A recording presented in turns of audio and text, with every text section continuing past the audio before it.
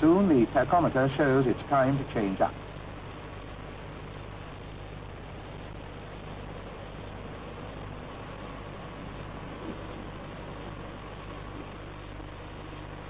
Yes, the timing was a bit too quick. To change from first to second, the nearest brake band has to be released and the second tightened. Allow 2 seconds for this to happen.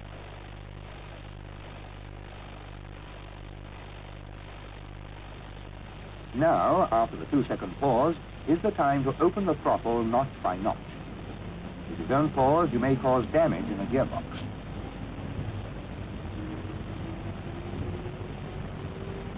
Now watch. The next gear change is coming up. Throttle back.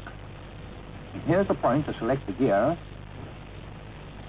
Pause, 1, 2, and open the throttle notch by notch. Let's see what happened during the change from second to third.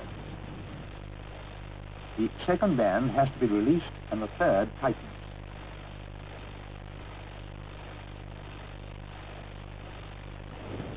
Incidentally, never use force on the driving controls. It's pointless, since most of them operate electrically. It's time to change into fourth gear. Remember the timing, change up, now into fourth gear, and pause again.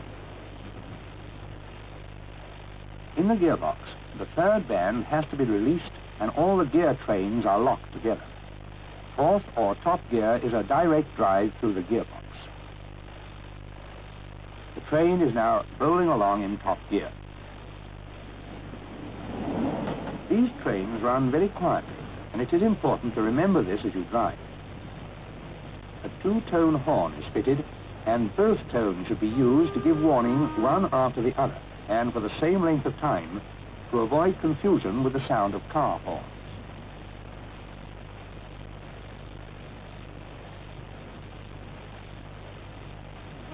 Warning of your approach should be given where there is poor visibility, at all crossings, like this one, for example, and, of course, to warn people working on the track. They are instructed to acknowledge your horn as soon as it is heard.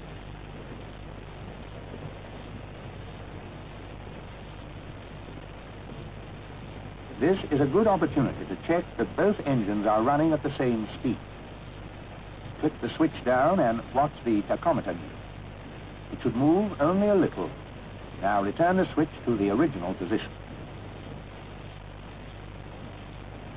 Whenever you reach the maximum speed required, throttle back and the train will coast along economically with the engines idle. The engines can idle because there is a free wheel fitted on the shaft between the fluid flywheel and the gearbox. You are, in fact, free wheels.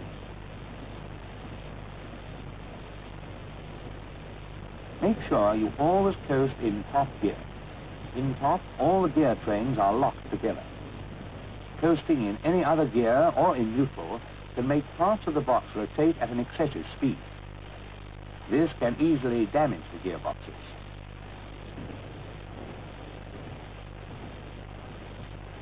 A distance signal is against the train.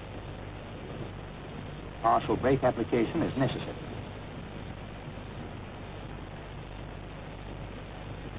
As the home signal comes off, release the brake. You will notice that the train has lost a lot of speed. Check from the speedometer this time and select the appropriate gear for the train speed. In this case, it is necessary to change down from fourth to second gear.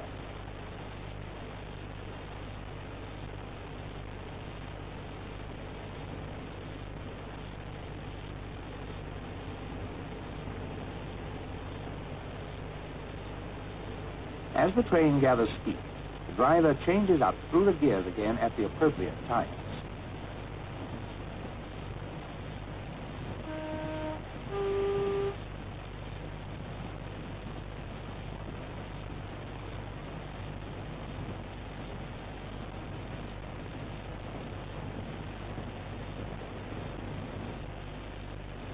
The train is now climbing quite a steep gradient, and in spite of full throttle, it is losing a lot of speed.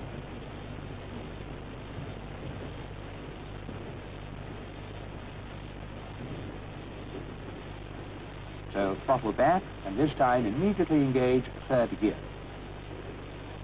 But the pause before opening the throttle is still necessary.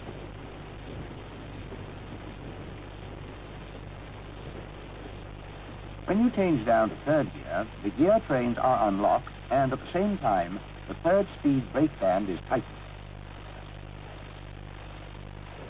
The station and the end of the run are in sight. But you are still in third gear. As we said earlier, it is important to coast in fourth gear. So, although you are about to brake, throttle back, engage fourth gear, and let the engine idle.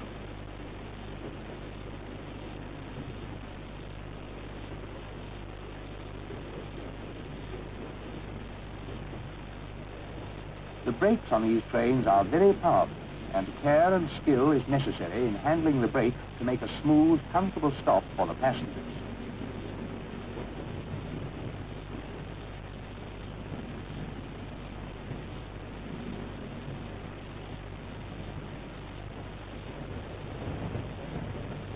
Just before stopping, put the gear lever into neutral.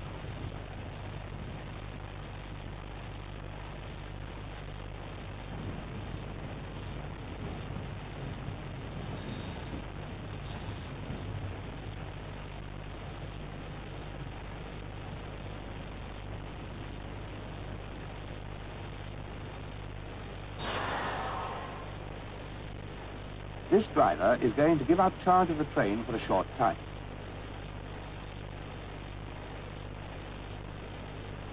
He must first stop the engines,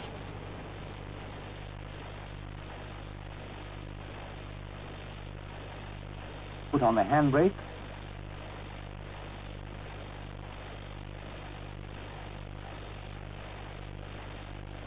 remove the reversing lever and brake handle,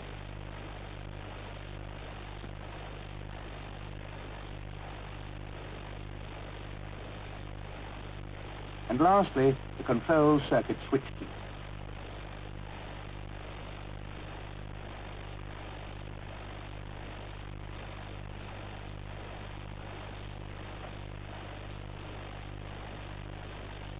Close the windows and lock both cab doors. Also, remember to switch off the lights in the rear cab and to lock it again afterwards.